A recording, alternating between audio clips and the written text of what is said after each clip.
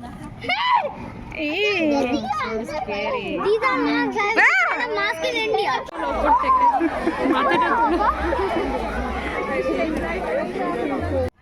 এক দিনে রিও দুটো কস্টিউম না রে। হ্যালো এভরিওয়ান, আবার একটা নতুন ব্লগে আপনাদের সবাইকে ওয়েলকাম জানাই। আমি পিয়ালি। হ্যালোউইনের ব্লগটা আমি বলেছিলাম খুব তাড়াতাড়ি আনছি, কিন্তু অনেক কাজের সূত্রে একটু দেরি হলো ব্লগটা আপলোড করতে। আমাদের দেশে যেদিন দিওয়ালি ছিল তখন এই দেশে সেদিন ছিল হ্যালোউইন। যারা আগের আমার দিওয়ালি ব্লগটা দেখেছেন, সেই দিন বিকেলবেলা রিওকে নিয়ে আগে হ্যালোউইন সাজাতে হয়েছিল, তারপর আমরা বেরিয়েছিলাম দিওয়ালি সেলিব্রেশনে।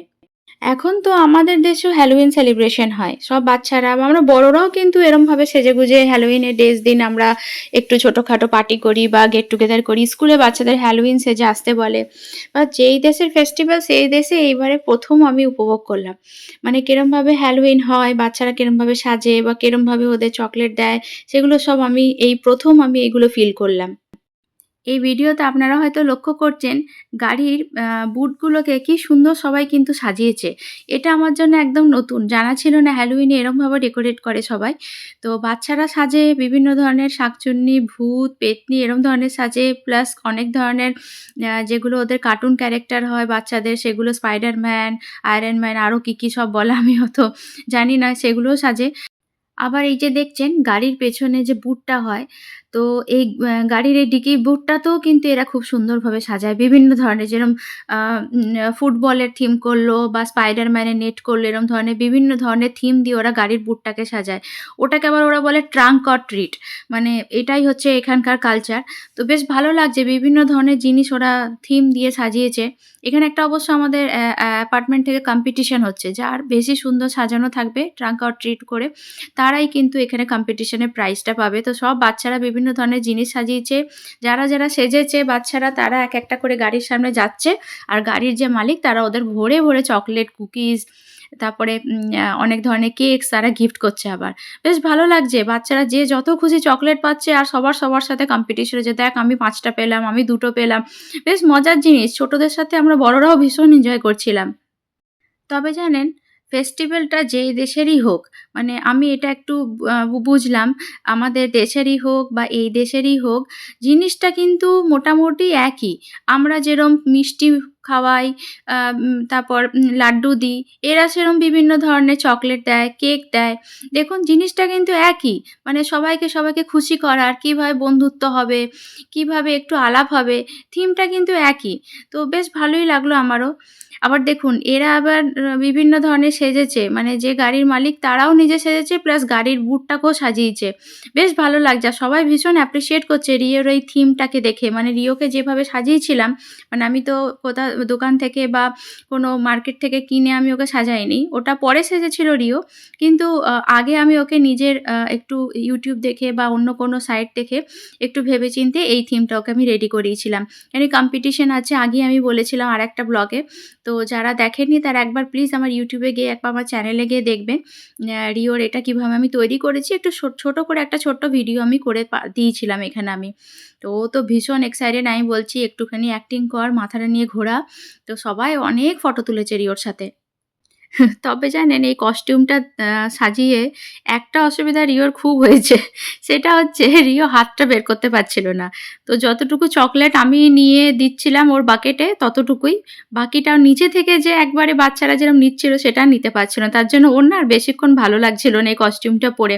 তো বলছিল কি, "আবার খুলে দাও, আবার আমি অন্য কস্টিউম নিজের মতো পরে আসছি।" তো আমরা ভাবলাম ঠিক আছে তাহলে বাড়ি। এবার নিজের মতো করে তুই কস্টিউম পরে আসবে। আগে একটা দুটো ছবি তুলে নে। সবাই রিকোয়েস্ট করছিল ওর সাথে একটু ছবি তুলবো বলে। কি করে না করি বলুন? এই দেখুন এতক্ষণে আমি বললাম ঠিক আছে হাতটা একটু বের করে নিজের মনের মতো জিনিস নে। যদি কস্টিউমটা লক্ষ্য করেন দেখেছেন এমনি একটা হাত আছে ফলস, তারপর নিজের হাতটাও বের করেছে। কেন কি সব বাচ্চারা খেলছে তো, ও কি করে বা কতক্ষণ থাকে বলুন? তা আমি বললাম ঠিক আছে হাতটা বের করে নে।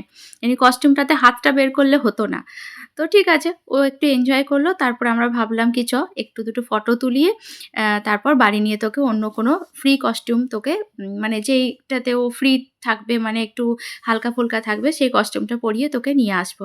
এই যে দেখছেন না সব বাচ্চাগুলো দেখুন কি সুন্দর সেজেছে।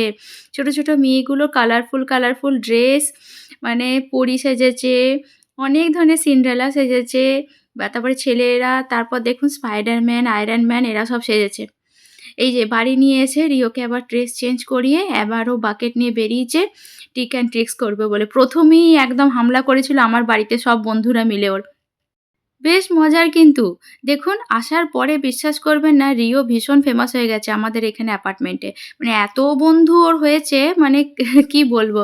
এই যে দিচ্ছে সবপ্রভ সবাইকে চকলেট ওরও ভীষণ ভালো লাগছিল। এটা ১ম বার না আমাদের দেশে যেরকম হ্যালোউইন সাজে কিন্তু কোথাও দৌড়ে, দৌড়ে গিয়ে যে চকলেট নেওয়া, কুকিজ নেওয়া এই কালচারটা নেই। এই দেশে আছে এটা। তবে হ্যাঁ, আমাদের দেশে যারা হ্যালোউইন করেন বা বাচ্চাদের সাজান প্লিজ এই কালচারটাও শুরু করবেন। দেখবেন আমাদের বাচ্চাদের সাথে, সাথে আমাদেরও ভীষণ ভালো লাগবে। কি আছে অল্প স্বল্প চকলেটই তো দেওয়া বাচ্চাদের।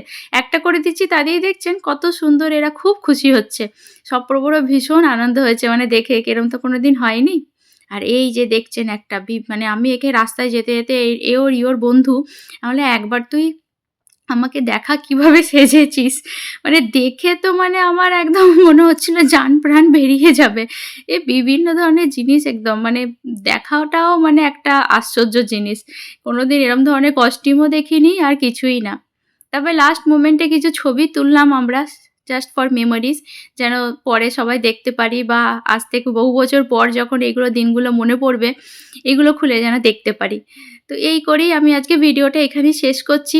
তো যদি ভালো লাগে আমার ভিডিও একটা লাইক অ্যান্ড সাবস্ক্রাইব অবশ্যই করবেন। একটু আমার চ্যানেলটাকে নিজের বন্ধু-বান্ধবের সাথে শেয়ার করবেন। আর খুব তাড়াতাড়ি নতুন একটা ব্লগ নিয়ে আপনাদের সামনে আবার আসছি।